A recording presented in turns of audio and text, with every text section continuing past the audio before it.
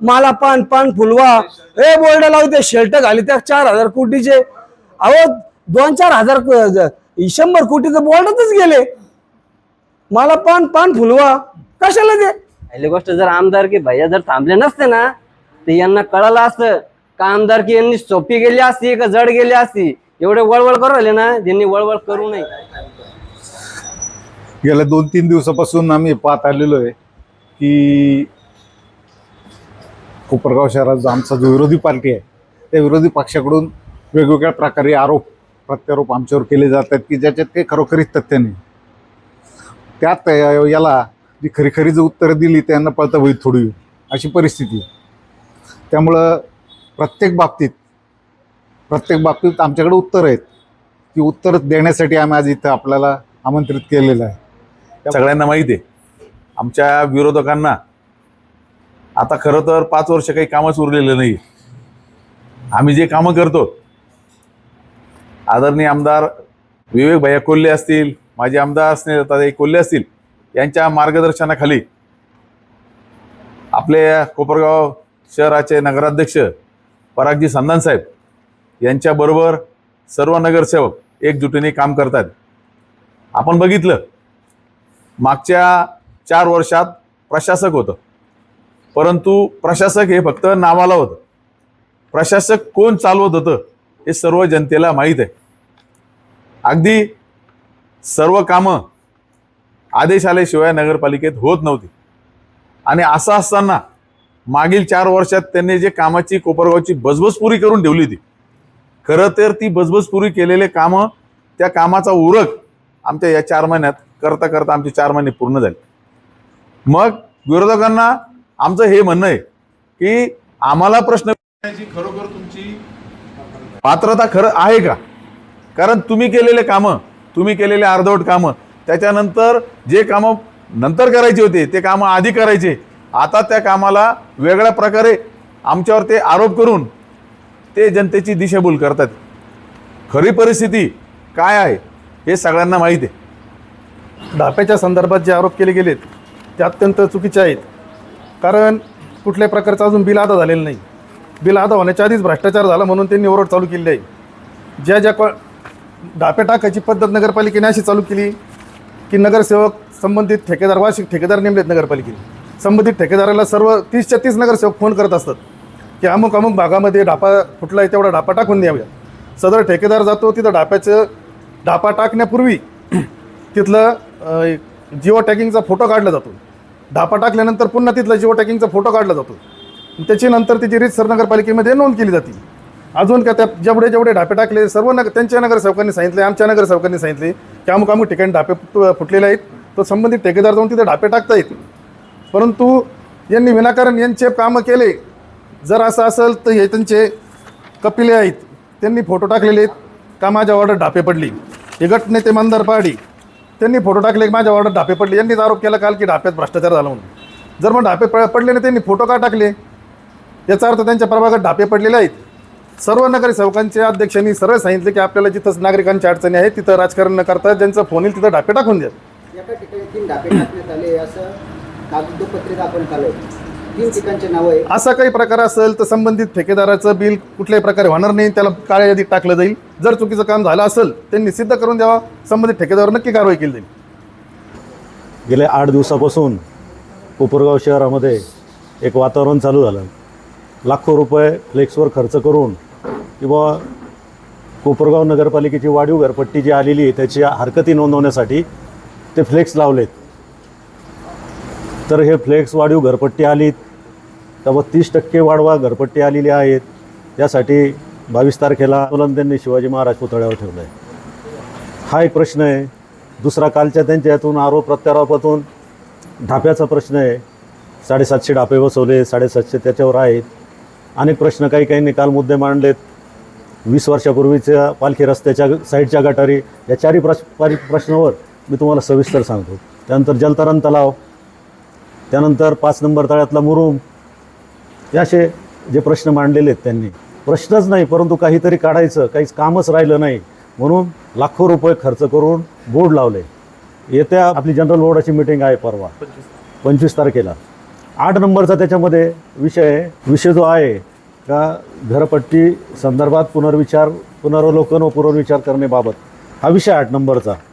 तर हा 8 नंबरचा विषय यासाठीच केलेला आहे की ही वाढीव घरपट्टी जी 30% आलेली आहे ती कशी आली, का आली, शासनाचे काय काय नियम आहे आणि जिल्हाधिकाऱ्याच्या काय सूचना आहे, नगरविकास खात्याच्या काय सूचना आहे, यासाठी विचारविनिमय करण्यासाठी हे आलेले. बिलं तर गेलेत, आपले बिलं नियमाप्रमाणे गेले, 30% गेले. हेच बिलं 2016 साली संजू भाऊ गेले होते. त्यावेळेस आपण चक्री उपोषण केलं 4 दिवस.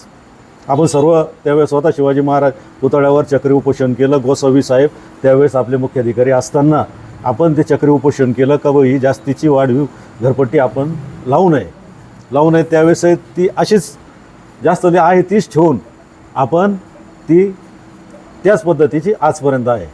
शासनाचे नगरविकास खात्याचे काय काय डायरेक्शन आहे ते 22 तारखेच्या मीटिंगमध्ये नगराध्यक्ष 100% मांडणार किंवा ही घरपट्टी दरवर्षी 2%, 3% वाढते किंवा 5% वाढते.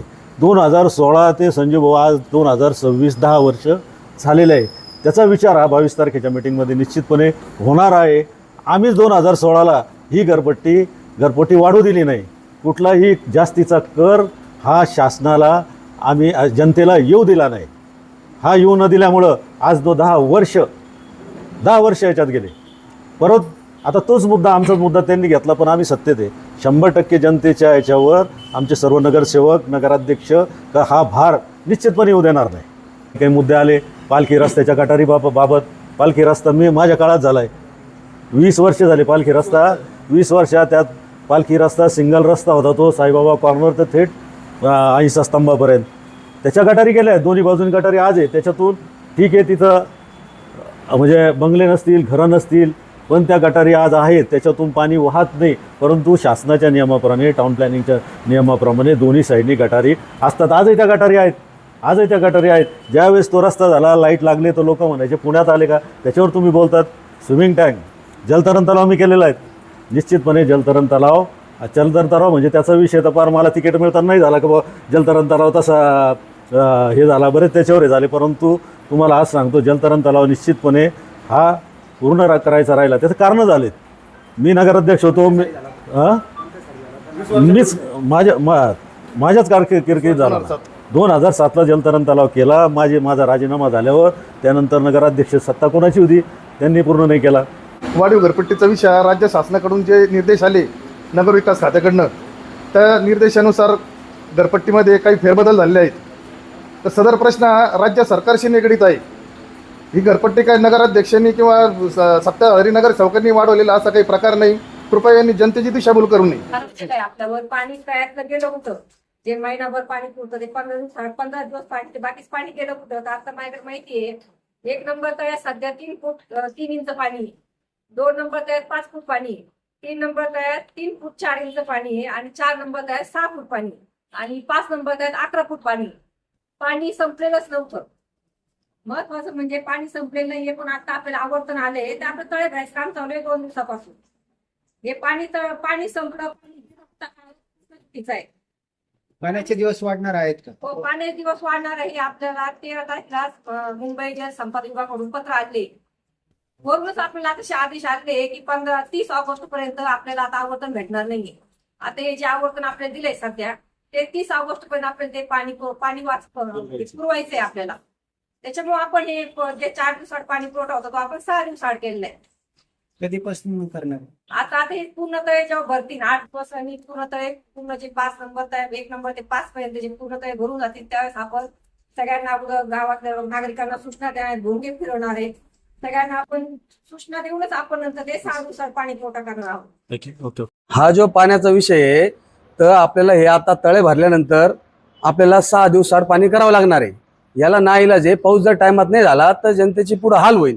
आपल्याला हे तर हे नियोजन आपल्याला आधीच करावं लागेल का जेणेकरून जनतेला पाणी हे व्यवस्थित टायमात भेटलं आणि आपल्याला पाण्याचा प्रॉब्लेम येणार आहे. त्याकरता पाण्याचे दिवस हे वाढवलेले.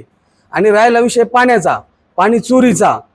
ज्या वेळेस आमदार ताईंनी बंदिस्त पाईपलाईन मधून पाणी आणायचं होतं शिर्डीतून आपल्याला पाणी आणायचं होतं, त्यावेळेस आपले लोक कोण आडवे आले, गाड्या करू करू संभाजीनगरला हायकोर्टात गेले, गाड्या करू करू. काही इथले जे कोपरगावचे विरोधी लोक आहे, आजही विरोधी आहे, उद्या विरोधी, भविष्यात राहील. काही लोक कडू ते कडूच असतात. त्यासारखे हे काही लोक इथून घेऊन गेले. शेजारच्या ज्या ताकदी आहे, आता शेजारची जी ताकद असते तिला कसं वाटतं बरं, शेजारच्याचं पोरग चांगलं व्हावा, मोठं व्हावा, घरदार चांगलं व्हावं, त्याचं अजिबात नाही. आमदार ताईंनी जर ती बंदिस्त लाईन मधलं पाणी आणलं असतं, यांच्या भविष्यात यांना लोकांनी मतही दिलं नसतं, त्यांना लोकांनी हुसकून दिलं असतं, मतं टाकलं असतं. पण आमदार ताईंना जर त्याचं क्रेडिट गेलं तर हे कोण विचारीन त्यांना, इथं विचारणार नाही. मग त्याकरता शेजारच्या ज्या ताकदी आहे ते थोडे मोठे आहे. मग इथले कडू लोक ते कडू लोक मिळून आपल्या गावाची, मुळात हे लोक गावाची हानी करणारे लोक आहे.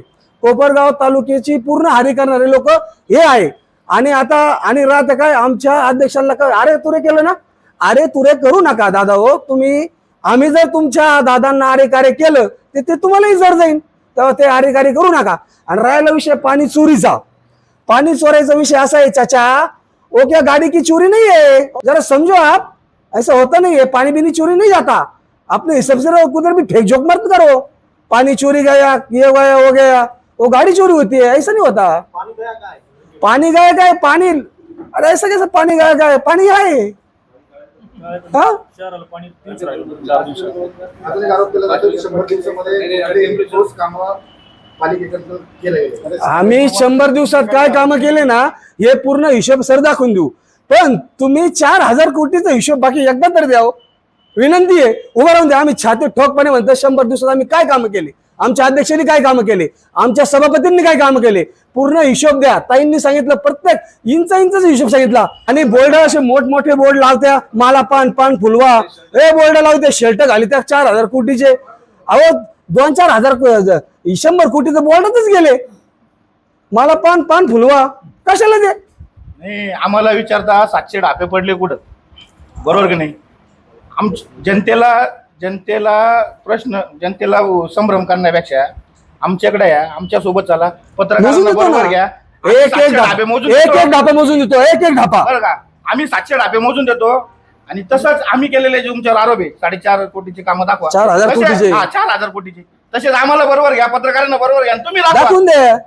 हा सूर्यन हा जे जरायला विषय मुरमाचा, काय मुरुम दगड कुठे गेला, असं जायचं सरळ साईबाबा कॉर्नर पर्यंत पासून सरळ जायचं संजीवनीच्या मार्गाने, असं लेफ्ट हाताला पाहायचंय जिनिंगला सगळे दगड तिथं भेटतील, सगळे दगड तिथं भेटतील. अहो संघ या, संघ काम करू लागा, जनतेला संघ घेऊन काम करू लागा. आपण कोपरगाव चांगलं बनवू. दुसऱ्या ज्या ताकदी आहे त्या कशाला बोकंडी बसू राहिल्या आपल्या, ते आज न उद्या तुमच्या लाता घालणार आहे. आणि राहिला सीडीचा आणि पेन ड्राईव्हचा विषय, सीडी घेऊन या आंबेडकर स्मारकावर, तिथं येऊ आपण. तुमची सीडी घेऊन या, आमची पेन ड्राईव्ह घेऊन येतो, घेऊन या. कोणचे लोक कोणाला बुटा हाणते हे आपण पाहू. ढापे, आरोग्य व पाणी. राहिली गोष्ट ढापे यांनी एवढे टाकलेच नाही, तुम्हीच फोटो काढून टाकले ना व्हॉट्सअप, फेसबुक. आरोग्याच्या वेळेस बी ते शिवाजी महाराजांचं स्मारक आहे, तिथं बी स्वच्छता आरोग्य सभापती किंवा कर्मचारी यांनी मिळून किंवा श्री आढाव यांनी मिळून केली. यांनी फोटो काढले तिथं का म्हणे आम्ही केली, बरं तुम्ही केली. लाईट जरी लावला तरी हे फोटो काढून फेसबुकला व्हॉट्सअपला म्हणजे चांगले कामं तुम्हीच केले. आणि राहिले पाण्याचा प्रश्न, पाण्यामाग आता उन्हाळा एवढा होता, बाष्पीभवन पण झाला असन नसन, चोरी गेलं म्हणे. 43-44 टेम्परेचर होतं. आणि माग आता जेव्हा प्रशासक कार्य होतं ना, तर त्यावेळेस आमदारांचं पण काम होतं. आणि आता जे सांगू राहिले ना, यांची लायकी काय आहे हे आम्हाला माहिती. यांना तिकीट दिलं का उभं केलं का, यांची लायकी काय आहे, यांना कुठपर्यंत ठेवलेलं होतं हे आम्हाला माहिती आहे. हे आता आम्हाला जे शहाणपणा शिकू राहिले ना, यांनी शिकवू नाही. कारण की माग जेव्हा प्रशासक होतं त्यावेळेस एवढे मोठमोठे अर्धे मासे येत होते पाण्यातून वाहून, लोकांना फार ते गाळ मिश्रित पाणी प्यायला भेटत होतं. आता यांचं पोट दुखतं कुठे आणि दाखवतं कुठे. आणि आता यांनी काढलं हे हरकती घेऊ. अहो हे आमदारच आहे ना, यांचं काम आहे ना. एका नगरपालिकेच्या हातात आहे का सीओ आणि अध्यक्षांनीच केलंय, घडून आणलं. यांचं दुखतं कुठं आहे आणि दाखवतं कुठं आहे. यांना फक्त लोकांना ब्रह्मांड आणायचं. आणि राहिली गोष्ट, यांना हिशोब द्यायचं, 700 ढाप्यांचा हिशोब द्यायचं, पाणीचा हिशोब द्यायचं. हे कोण जे द्यायचं ना ते जनताला हिशोब देऊ, जनताला दाखवू. यांनी शिकवू नये आम्हाला, नाही तर आम्ही पण दाखवू. का आम्ही काय करतो आणि काय नाही करत. फक्त एवढं आहे का बोलत नाही ना, तर याचा अर्थ हे नाही का सगळं ऐकून घेईन. मग एकाने काढलं म्हणे काय रस्ते पहिले काम केले आणि मग खंदून काढलं आणि मग नंतर परत केलं. का हो? तो रस्ता तर करायचा होता ना, करायचा आहे ना, केला तो आणि आता तो परत होणारच आहे. आणि ना खंदून काढलं, फक्त लोकांना भ्रमात टाकायचं का रस्ते केले, खंदलं, ड्रेनेज केले. ड्रेनेज कोणा यांचे पोट दुखत्या कुठे, यांना जनतेने दाखवून दिले. राहिली गोष्ट जर आमदारकी भैया जर थांबले नसते ना, तर यांना कळलं असतं का आमदारकी यांनी सोपी गेली असती का जड गेली असती. एवढे वळवळ करू राहिले ना, त्यांनी वळवळ करू नये. मी रोज शहरातील रस्त्यांवर पहिले रस्त्यांचे प्रश्न आम्ही म्हणजे कचरामुक्त करण्याचा प्रयत्न करतोय. शहरातल्या साईडपट्ट्याच्या धूळ आम्ही त्या पूर्ण आता जवळजवळ डस्ट ती क्लिनिंग करायचे काम आम्ही सातत्याने करतोय. शहरातील आरोग्याच्या दृष्टीने आम्ही पावडर फवारणी असेल, जंतू संसर्ग पावडर फवारणी केली. त्याच्यानंतर औषध फवारणी आपली डासांचा प्रादुर्भाव वाढला होता, प्रत्येक प्रभागामध्ये आम्ही औषध फवारणी केली आपली जंतुनाशक. त्यानंतर गोदावरी नदी स्वच्छता अभियान राबवलं आम्ही. शहरातील सर्व प्रभागांमध्ये स्वच्छता अभियान राबवतोय. आता पावसाळा येतोय, पावसाळ्याच्या दृष्टीने आम्ही शहरातील प्रत्येक भागात जे असलेले मोठे मोठे नाले, त्या नाल्यांची साफसफाई आम्ही प्रामाणिकपणे करतोय. शहरात पूर्वी ज्याप्रमाणे शहरात धूळ होती, कचरा होता, तो आज बऱ्याचशा प्रमाणात नाहीसा झालेला आहे. आणि शहरातील नागरिकांनीच त्या दृष्टीने आम्हाला कळवलेलं आहे. आम्ही जे काय करतोय हे प्रामाणिक करतोय. तुम्हाला खरोखर जर काम करण्याची खरोखर आवड होती, तुमच्याकडं नगरपालिकेला उमेदवार नव्हता, तुम्हाला तो उमेदवार आयात करावा लागला, तुमच्याकडे खरोखर जर तशी जर विजन होतं, तर तुम्ही दुसऱ्याचा उमेदवार चोरून दुसऱ्याचा पक्षाचा घात करून तुम्ही नगरपालिकेत निवडणूक लढवायला नव्हती पाहिजे. एवढंच बोललो, थांबतो. आपण आता बघितलं तर नगरपालिकेमध्ये जे अस्पृश्यतेचा प्रश्न आहे, मागे समोर आलेला आहे, त्यासाठी आपण काय केलं? नगरपालिका ज्यावेळेला आम्ही नगरपालिकेत सत्तेत आलो त्यावेळेलाच आम्ही नगरपालिकेची पूर्ण क्लिनिंग केली होती. पण आता तुम्ही जर तहसील कार्यालयात गेले, बस स्टँडवर गेले किंवा पंचायत समितीत गेले, तुम्ही आजूबाजूला कुठं जा, शहरातून लोक येतात. आता मूळ प्रश्न असा आहे की शहरात कुठं कुठं हे गुटखे मिळतात, त्यावर तुम्ही आवाज उठवला पाहिजे. हे गुटखे जर बंद झाले तर ते खायला आणि थुकायला माणूसच राहणार नाही ना. त्या दृष्टीने तुम्ही खरा आवाज उठवला पाहिजे. खाणारा खाणारच आहे आणि तो थुकणारच आहे. स्वच्छता होणार की नाही? स्वच्छता 100% करणारच. तुम्ही दाखवलं ज्याप्रमाणे आता काही दिवसापूर्वी दाखवलं होतं का खंदक नाल्यावर घाण साचलेली, ती घाण का साचली होती, नाले साफसफाई केली, पण त्या बाजूला आपल्या शहराच्या जीवनवाहिनी म्हणजे नळ पाणी पुरवठा करणाऱ्या लाईनी, त्या लाईनीला जर ते बकेट लागलं असतं, झाल्या असत्या, पाण्याचं संकट आलं असतं शहरावर, म्हणून आम्ही ते थांबवलं होतं. पण मग आता आमचे नगरपालिकेचे कर्मचारी उतरून आम्ही ते पूर्ण त्या दृष्टीने साफ केलेलं आहे. त्यानंतर कुणी म्हणजे जे काम जे चांगलं करतोय ते दाखवायला कुणीच तयार नाही. पण मग काहीतरी कुठेतरी त्रुटी आढळल्या का त्यावर काहीतरी बोलायचं आणि आरोप करायचे, बस एवढंच चालू आहे शहरात, दुसरं काही नाही.